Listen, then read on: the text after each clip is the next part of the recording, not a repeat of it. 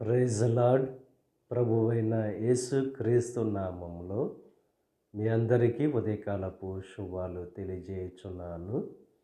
ఈరోజు దేవుడు మనకిస్తున్న అతి శ్రేష్టమైన వాగ్దానము 2వ రాజులు 19వ అధ్యాయము 20వ వచనాన్ని చదువుకుందాము.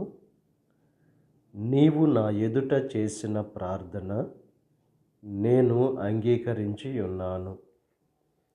ఈరోజు దేవుడు స్పష్టంగా వాక్యం ద్వారా వాగ్దానం చేస్తున్నారు.